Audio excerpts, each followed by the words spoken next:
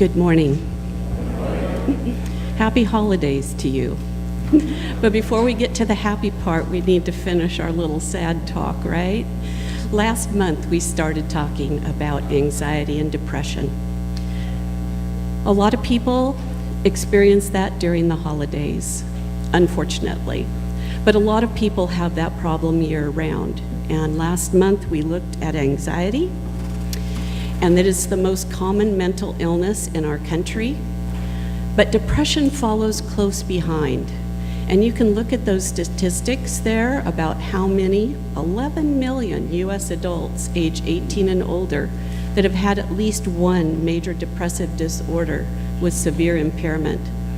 You may notice that it's highest among those 18 to 25.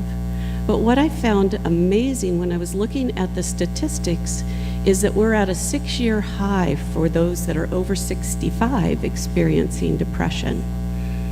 And the scariest fact of all is that Washington and Oregon are two of the top states, with reporting that over almost 20% of their senior population has depression. We are only surpassed by Louisiana. Don't know, I guess Louisiana is a depressing place to live, but I didn't think of Washington and Oregon being so depressive, but maybe the whole rain constantly. Anyway, just as an aside, the number one state with the least reported depression, got a guess? Hawaii. We're all moving, right? All right. So today when we talk about depression, I'm not talking about just feeling down. We've all experienced that something sad has happened. It is normal to feel sad during those times. And God made us that way, just like the anxiety. We all have some anxiety at times. That's a normal reaction to stress. But what I'm referring to when I talk about depression today is a persistent feeling of sadness, a loss of interest in daily activities, and something that we can't just pull yourself up by the bootstraps and snap out of this. This is what we call a major depression or clinical depression. You'll hear that called many times. There are a ton of signs and symptoms of depression. So there isn't just one size fits all. In fact, you'll notice that sleep disturbances is very common, but it's at the opposite ends of the spectrum. Some people that are depressed just want to sleep all the time. They don't want to get up and do their job. They don't want to participate in their normal activities. Whereas the next person who's depressed is having terrible insomnia and can't sleep at all. The same thing happens with eating. Some people quit eating when they're depressed. Some people don't quit eating when they're depressed. And you can look at all of those. Anxiety is part of it. I wanted to point out that angry outbursts can also be a sign of depression. So if you are living with somebody that all of a sudden, who usually isn't an angry person, but they're having outbursts of that, you may want to consider depression. There's also more signs and symptoms of depression: trouble thinking. And of course, what we all are concerned about is the thoughts of suicide and attempts for suicide, which reach an all-time high during the Christmas season. So we think of this time as the most joyful time of the year, and for those who are not suffering from depression, it should be, but it can be the hardest time of the year. So how do you know if you just have normal sadness or you are depressed? Well, just like last month I recommended the BECK Anxiety Inventory, today I'm going to recommend the BECK Depression Inventory. And it used to be a little short thing that took half a page. Now they've lengthened it into 3 pages, but it's still easy to use. And you just can go online, you can look at it in the privacy of your own home and see where you score. Now, it's pretty accurate. It's got like in the 95th percentile for being accurate. So if you turn out with a moderate to severe depression, I would highly recommend that you seek some help. And we're gonna have a handout at the end that will give you an address to find that. So treatment options. Believe it or not, I did not rig these results, but when you go online to look at treatments for depression, lifestyle changes come at the very top, higher than any medicines. In fact, lifestyle changes are more effective at helping with depression than medicines. So, exercise, it really boosts all of your good feeling things like serotonin and endorphins and other feel-good brain chemicals. So it's good to try to get a half hour a day, and maybe that's why Oregon and Washington has so much trouble. It is really hard to be motivated to get outside and exercise, so try to find an indoor one, right? A good social system is very important, and that's what we need each other for. This church can be that social system that we need. Eating well, you may be, when you're depressed, a lot of people want to eat just junk food, sugary things, but that just adds to it. So if you really have a craving that you must have cookies, but you're battling depression, I would highly recommend Neil Nedley's Happy Cookies. And if you don't know what those are, I can talk to you later. They're delicious. And even though I don't have depression, I love them. All right, sleep. Have you noticed that when you lose a lot of sleep, it is very normal to start feeling sad?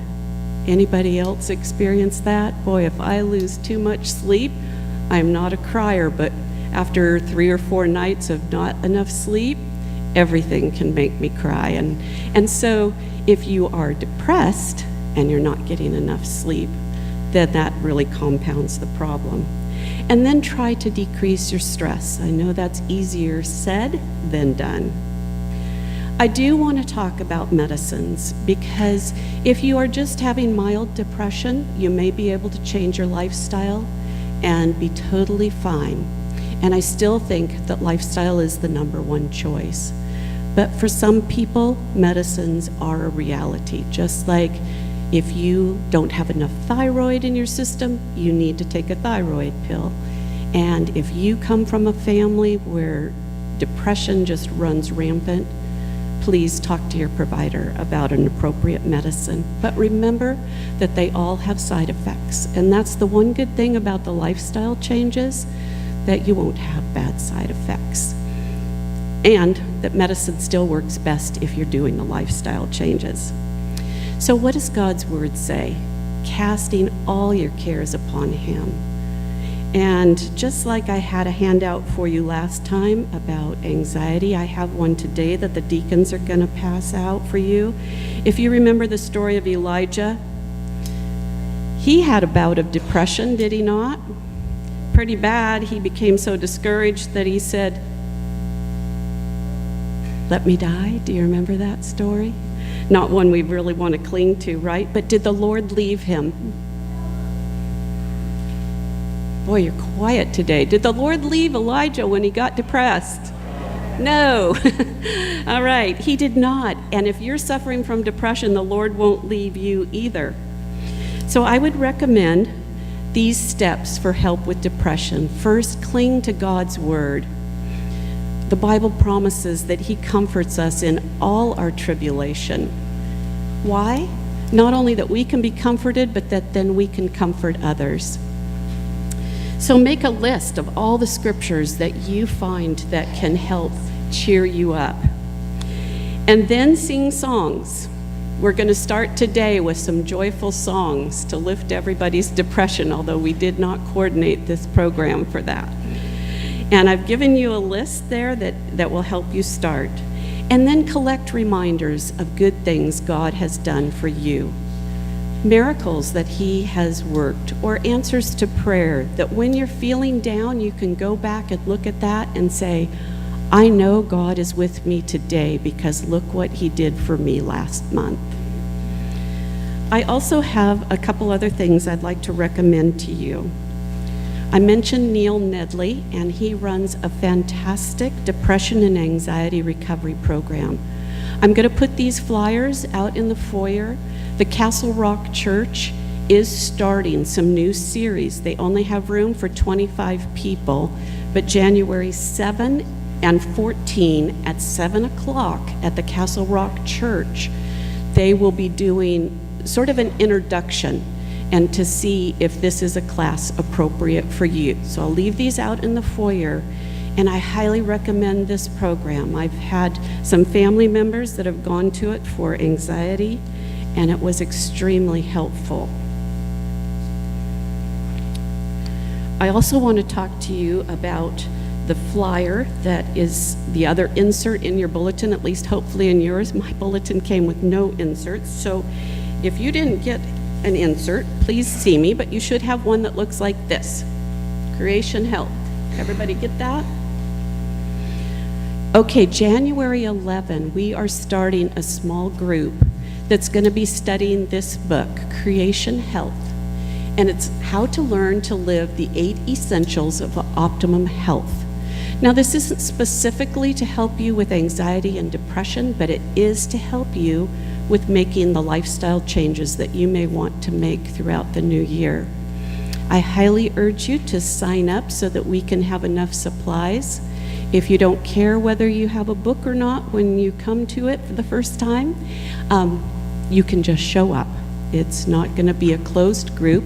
It will be meeting Sabbath afternoons at 2:30 in the chapel starting January 11, and we'll be running for 8 weeks.